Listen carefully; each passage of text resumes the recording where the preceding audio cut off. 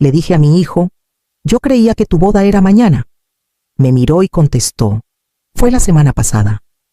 Me quedé tan pasmada que no pude ni hablar. Ahí fue cuando todo empezó a romperse por dentro.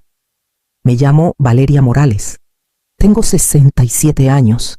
Esa mañana tempranito había estado doblando el vestido azul suave que me iba a poner, alisando las mangas como cuando le planchaba las camisas a mi hijo antes de la escuela. Trataba de no hacer tanto alboroto, pero sentía ese aleteo calladito en el pecho, el que carga una madre cuando su hijo va a dar el gran paso. Ya tenía lista la maleta de una noche junto a la puerta, pensando que después de la boda me iría manejando a la casa del lago en Valle de Bravo y dejaría que el agua tranquila me calmara lo que fuera que el día me trajera. Por eso, cuando pasé por su departamento con una cajita de recuerdos que creí que le iban a gustar, mi voz sonó alegre, casi juguetona. Ya no veo la hora de que sea tu boda mañana. No sonrió, ni parpadeó. Ma, dijo. Fue la semana pasada. Primero pensé que había oído mal. El mundo se me hizo delgado, como si le hubieran bajado el volumen al cuarto. Su cara estaba tan quieta, tan de así son las cosas, que mi cabeza se quedó trabada. Abrí la boca para decir algo, lo que fuera, pero no salió nada. La garganta se me cerró antes de poder aceptar la verdad. Se movió un poco, ya con prisa, ya queriendo salir de la plática, y en esa pausa chiquita sentí que algo dentro de mí se hundía, pesado y frío, como si el piso en el que había confiado por décadas se hubiera abierto sin hacer ruido.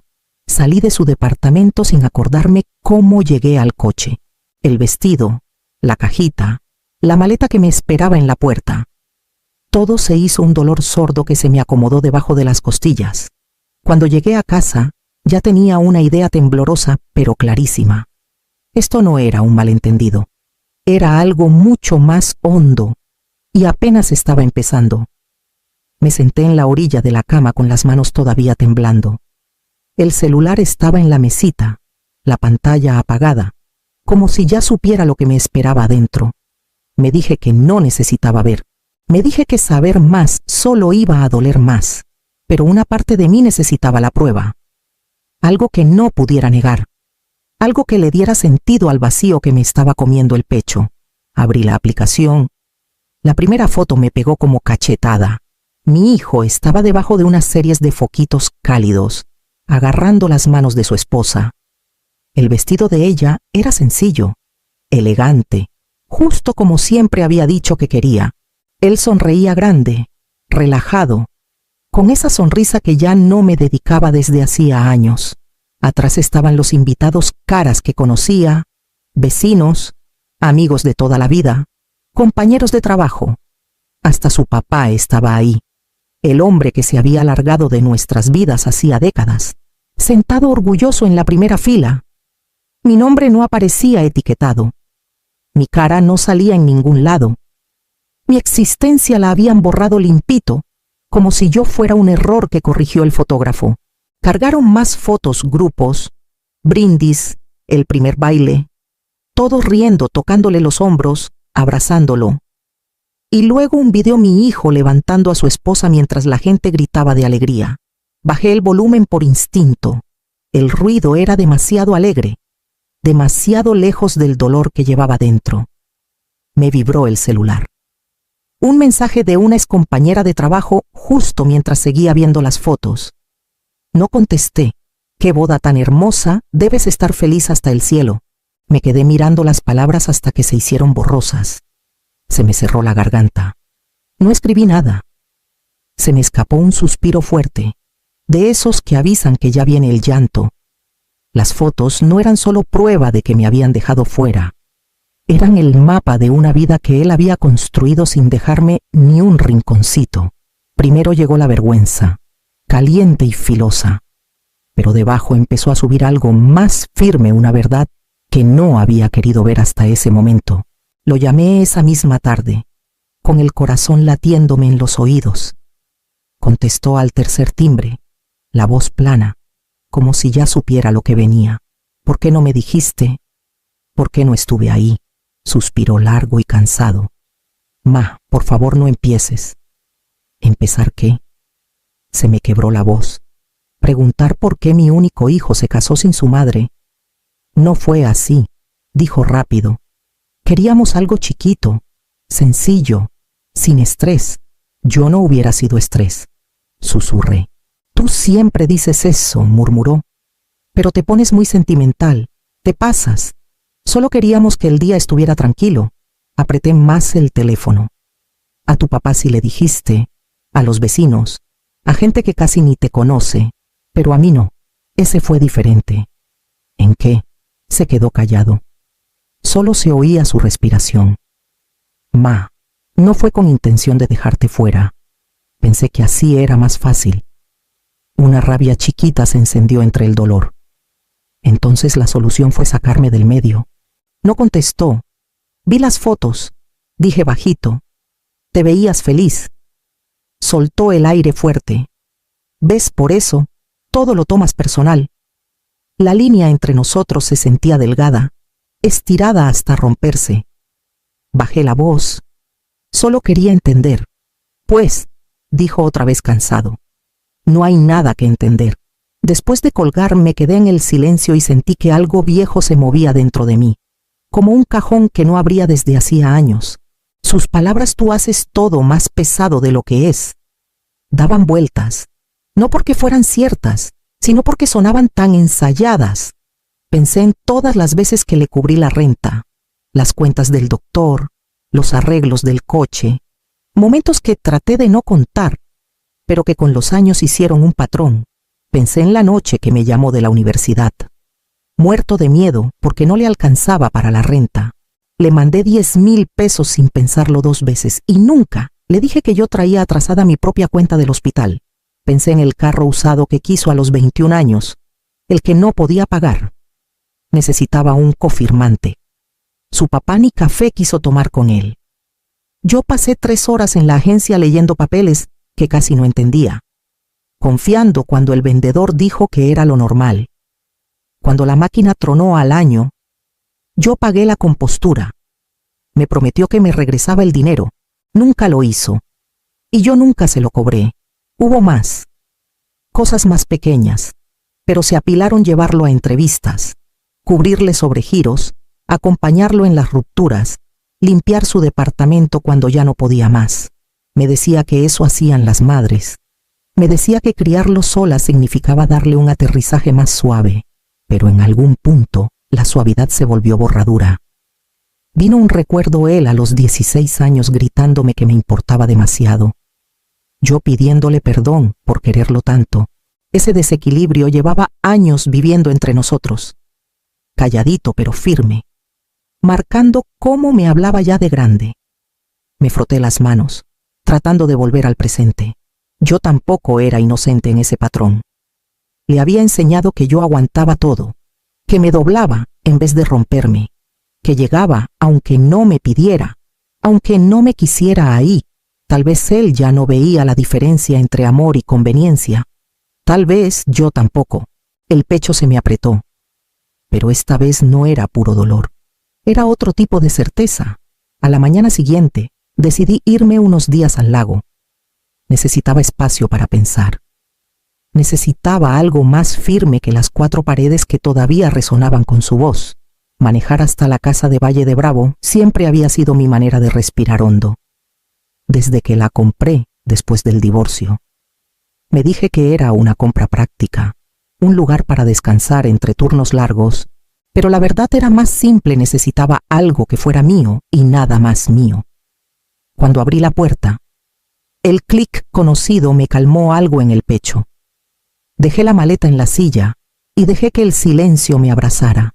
Aquí el silencio nunca se sentía cruel, se sentía honesto. Me hundí en el sillón viejo, los codos en las rodillas. Me vibró el celular. Un mensaje de él. Ma, podemos hablar después. Ayer te pusiste muy intensa. Lo leí 2 veces. Se me apretó la mandíbula. Le contesté. Necesito tiempo. Y puse el celular boca abajo. Unos golpecitos suaves en la puerta me sobresaltaron. Pero era solo Marisol, la vecina, con un recipiente de muffins.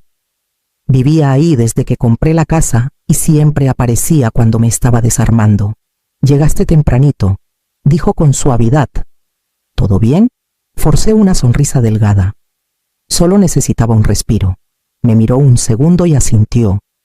Si necesitas compañía, estoy a un lado. Gracias, susurré. Cuando se fue, la casa se sintió todavía más callada, como esperando que dejara de fingir. Caminé a la cocinita, pasando la mano por la barra que yo misma había restaurado hacía 12 años.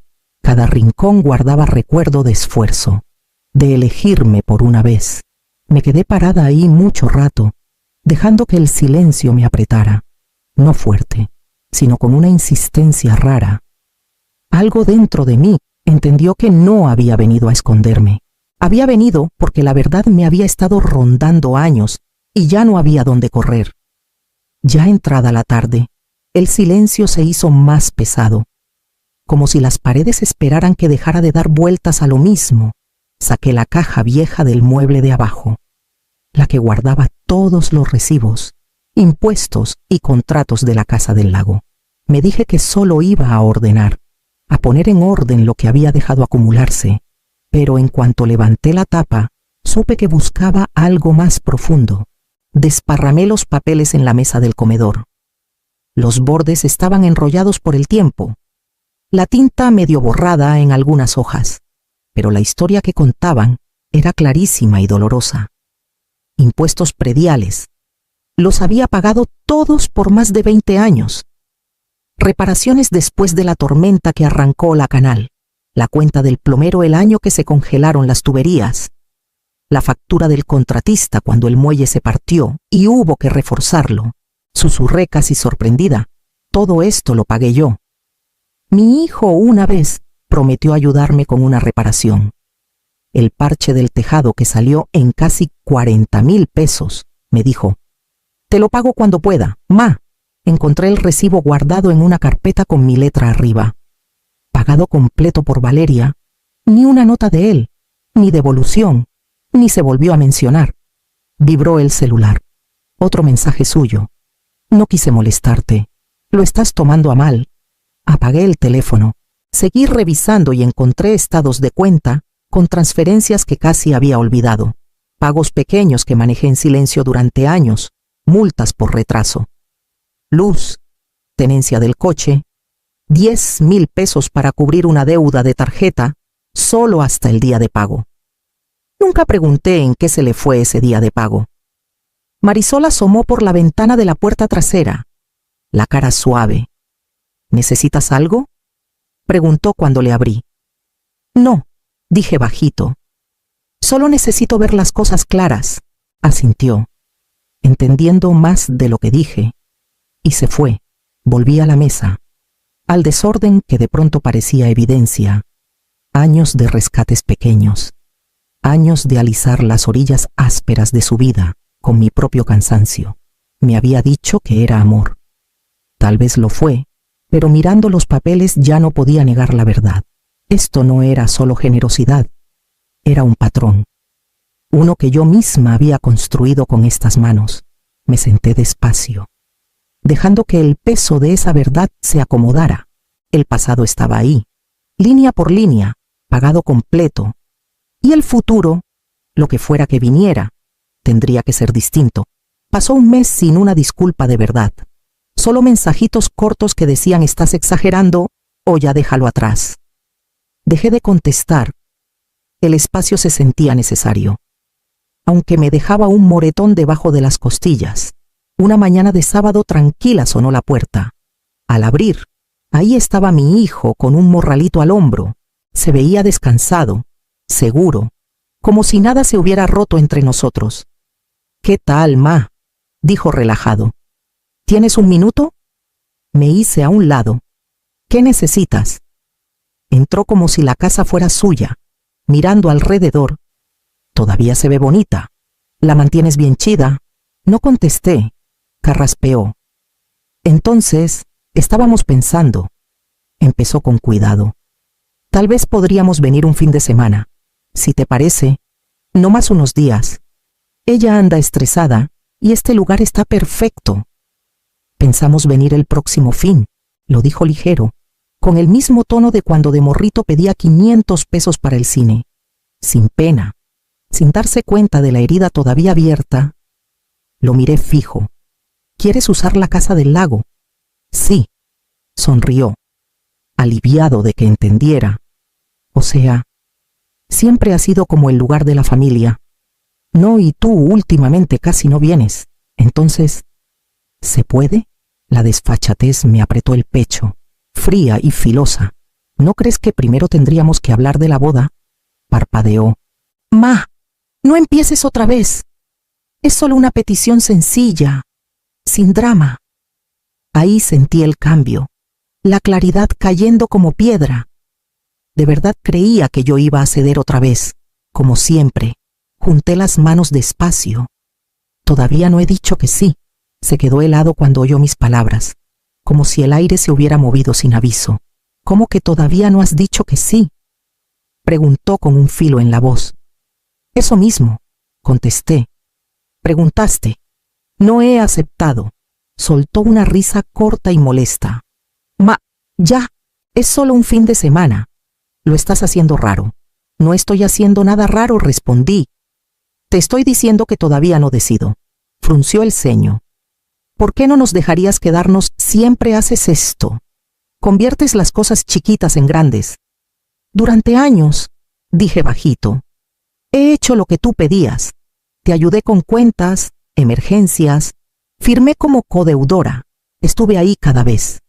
Puso los ojos en blanco. ¿Y eso lo sacas ahora? ¿En serio? Pediste usar mi casa.